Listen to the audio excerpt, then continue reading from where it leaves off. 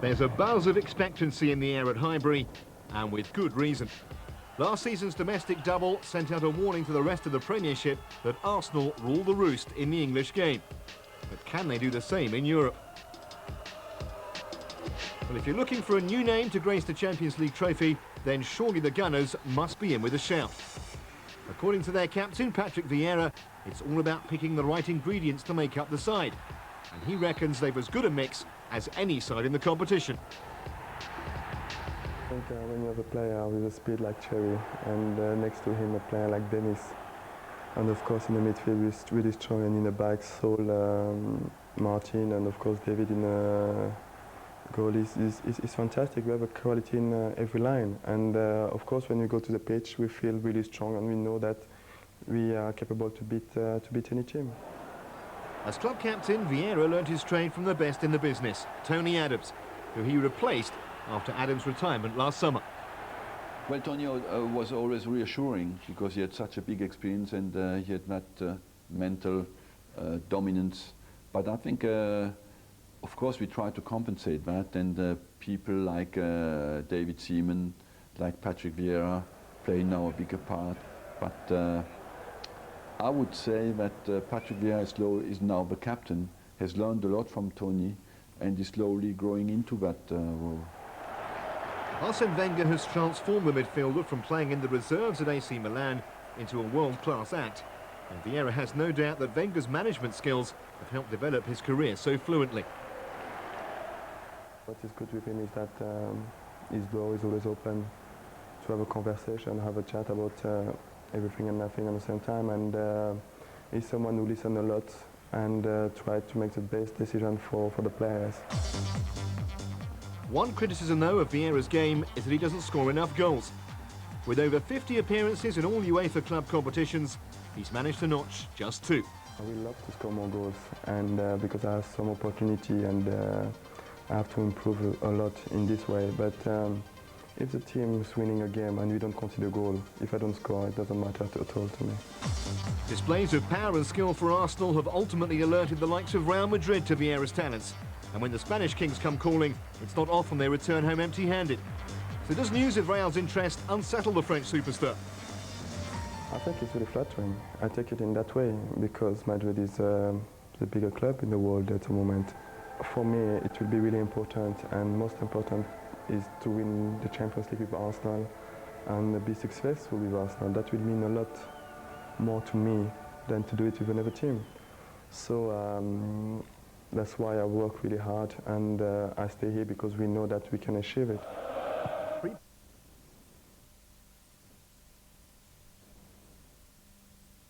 Despite scoring at will in the Premiership, Arsenal just couldn't find a way past their Dutch opponents, Patrick Vieira going as close as anyone. And afterwards, the Arsenal captain spoke to ITV Sports' Dave Beckett. Patrick, how frustrating was that for you this evening? Frustrated, but I think it was a difficult game for the both teams. I think the draw is good for the both teams because we create chances, but we didn't score. But in the end, I think the draw is okay for the both teams. Yeah. Just seemed at the start of the second half that Arsenal were a bit slow getting going.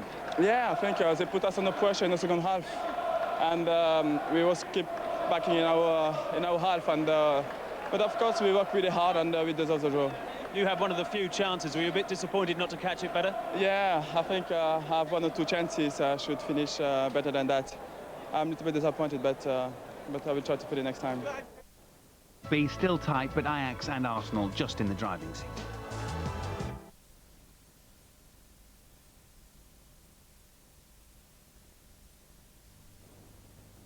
There was no consolation prize for Manchester United from Highbury. Charlton Athletic, the Premiership's form team, tried but failed to keep pace with the champions. And Thierry Henry, arguably the finest player in Europe right now. Blink and you'll miss something, a twist, a flick, a trick, all in the name of the team. Henry's influence stretches far beyond being merely the country's leading scorer. Francis Jeffers was the front man yesterday. Henry teased and tormented everyone else. Luke Young was left a bystander. Jeffers helped himself. Vieira, Cole and Lauren were all suspended but not missed. Arsene Wenger's only real scare, aside from Kevin Lisby's snapshot, revolved around Henry's retaliation to Scott Parker's spiky tackle. Someone had finally got near him. Referee Rob Stiles waved a yellow card at the Frenchman, who might have been a touch fortunate. Parker played the ball, and red cards have been shown before for petulant kicks from the deck.